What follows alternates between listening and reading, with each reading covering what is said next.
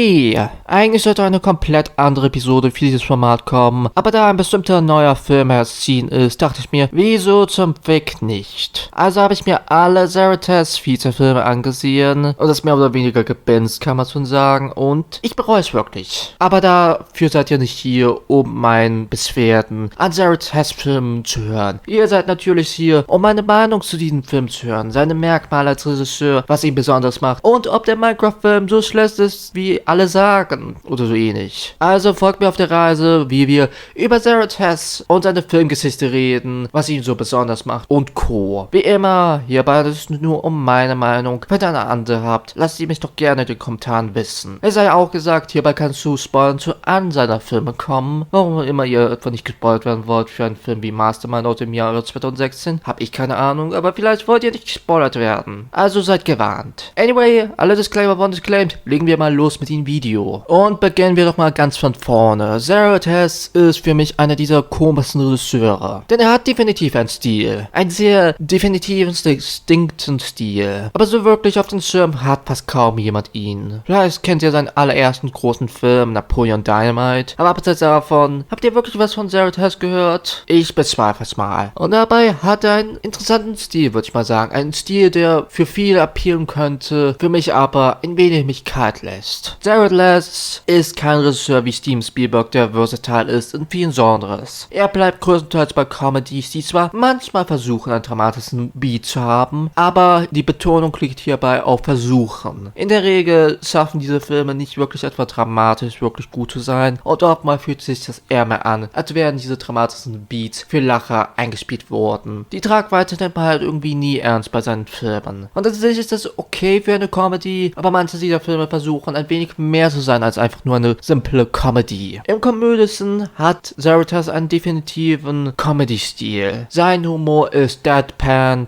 dry und vor allem absurd. Mal sehen wir sich zum Beispiel seinen allerersten Film an, Napoleon Dynamite. Für viele ein Kultklassiker, für mich eher weniger einer. Denn auch wenn ich natürlich ein paar Aspekte von diesem Film mag und ich denke, dass er gut inszeniert worden ist, vor allem interessant inszeniert worden ist, gute Performances hat und ein paar gute Storybeats hat. Ich meine, der ganze Plot rund um Pedro, wie er versucht, als Schulpräsident anzutreten, war wirklich unterhaltsam. Ansonsten waren die meisten anderen Storybeats eher mehr meh, würde ich mal behaupten. So doch ist dieser Film ein perfektes Beispiel für Zarathas und seinen teilweise ikonischen Stil. Unsere Hauptfigur ist einer dieser Archetypes, die in vielen anderen Zarathas-Filmen wieder mal auftauchen wird. Der Napoleon denkt viel über sich selber, lügt ständig, ist mehr oder weniger eine Loser-Figur, in Anführungszeichen kann man so sagen, aber mit einer Cockiness, die untypisch ist für diese typischen Loser-Figuren. Und das wiederholt sich in vielen seiner anderen Filme. Auch hat Napoleon eine sehr komische, ulkige Stimme, die hier noch irgendwie funktioniert, in anderen seiner Filme eher weniger. Ich meine, Don Van Dunt mehr oder weniger zwingt Sam Rockwell auf, einen sehr komischen und sehr fake-soundigen Southern Accent zu machen. Und ich weiß, es ist Teil des Jokes irgendwie, aber so wirklich schön tut es nicht und an einer Stelle wird es einfach nur wirklich, wirklich nervig. Und lasst mich doch nicht mal sprechen von Mastermind und Zach Galifianakis abstrusen, komischen, britischen, aber auch amerikanischen Akzent. Ich weiß nicht, was man da etwa machen wollte, aber das fühlt sich einfach nur falsch an. Mit Napoleon Dynamite hat sich mehr oder weniger Zarathas einen Namen gemacht, was ihn auch zu seinen nächsten Filmen mehr gebracht hat. Nacho Libre ist vor allem lohnenswert zu erwähnen, da dies der einzige Zarathas-Film gewesen war, den ich davor schon gesehen habe und meine Güte, ist es auch der beste Film von diesen ganzen anderen Filmen. Ich meine, der Film ist natürlich nicht perfekt. Er hat viele, viele Probleme und ich würde auch nicht sagen, dass er eine perfekte Comedy ist. So viel zum Lachen hat er mich jetzt nicht gebracht, aber manche dieser Momente sind so awkward performt oder inszeniert worden, dass sie schon wieder lustig sind. Und da zündet Zarathas abstruse, teilweise awkward Sense of Humor so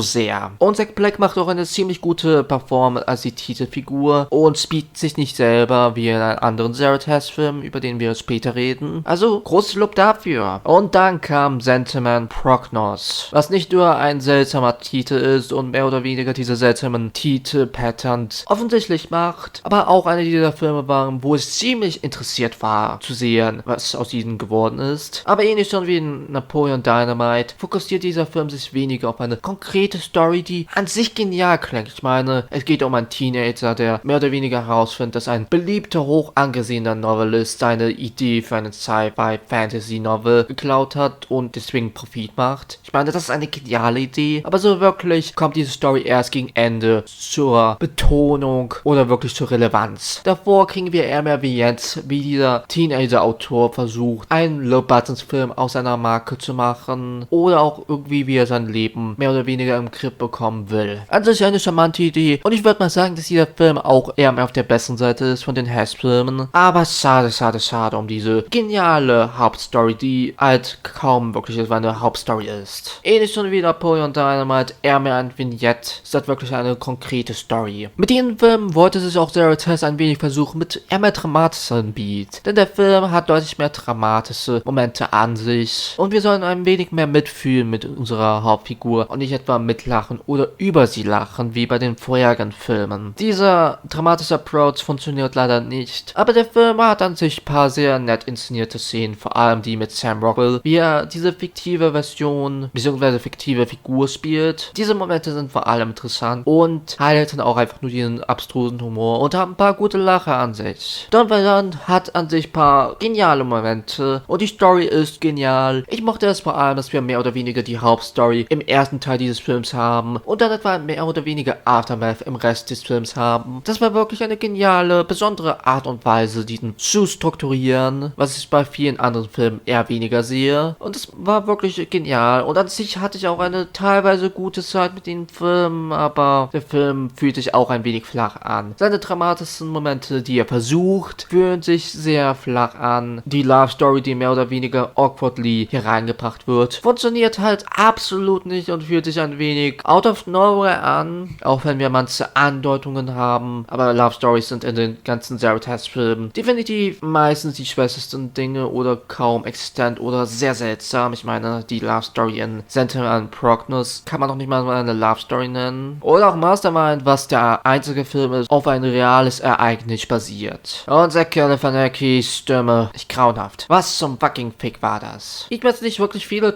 Worte zu diesem Film verlieren. Er ist ein kompetenter Film, I guess. Aber ein verdammt öder Film mit einer nervigen Hauptfigur. Zumindest die Stimme ist super nervig und viele der abstrusen Comedy-Relief-Figuren fühlen sich dumm an. Unser Main Love Interest hier hat nicht wirklich etwa viel zu sich und die dramatischen Beats fallen einfach nur flach. Auf Papier ist dieser Film kompetent, aber mit dem Style von Zero Test funktioniert er absolut nicht und fühlt sich eher mehr so an, als würde man zwei verschiedene Filme zusammenpressen und das ergibt ein sehr awkwardes Ergebnis, beziehungsweise Endergebnis. Velma the Unicorn war ein Outlier aus diesem ganzen Film. Der einzige animierte Film und einer dieser Filme, wo Zero Test nur als Co-Director dabei war, anders im Vergleich zu den meisten seiner Filme. Und der Film ist generisch as fuck. Ich meine, wir kriegen diese Type Story, oh, ich verlüge und dann werde ich richtig famous und dann fühle ich mich richtig traurig und allein, weil ich meine besten Freunde abandoned habe, aber ich möchte auch famous sein und ich bin kein großer Fan von diesen, oh, der Hauptfigur lügt die ganze Zeit und erst gegen Ende wird das etwa revealed, dass es eine Lüge ist für die meisten Figuren im Film. Diese Storyline ist einfach nur klischeehaft, öde und langweilig. Und die Animationen sind auch nicht mal wirklich sehr gut und fühlen sich sehr ziemlich cheap an. Kein Wunder also, dass es etwa ein Netflix Original ist. Und definitiv kein gutes Netflix Original. Und zu guter Letzt kommen wir zum Minecraft-Film. Ihr könnt schon sehen, wie Stück für Stück mein Enthusiasmus langsam abstirbt. Denn Zero Test ist einer dieser Regisseure, die mit der Zeit schlecht irgendwie geworden ist. Seine Filme fühlen sich deutlich langweiliger an in der Direction. Ich meine, Napoleon Dynamite, so sehr ich diesen Film auch nur okay finde, hat eine definitiv schönere Direction, also was wie Mastermind. Und je mehr Filme vergehen, desto mehr fühlt sich der Humor ein wenig so an, als müsste er ihn einfach nur reinpressen, weil es sein Stil ist, weil alle ihn dadurch gekannt haben und dass er diesen Humor einfach nicht mehr fühlt. Und meine Güte, wie offensichtlich ist das als mit dem Minecraft-Film. Der Minecraft-Film ist überraschenderweise nicht der schlechteste Zero Test-Film, aber vermutlich der mainstreamhafteste und das kann man merken. Zero Test und sein Stil kann man zwar hier spüren, an und er funktioniert manchmal, aber an vielen Stellen fühlt es einfach nur richtig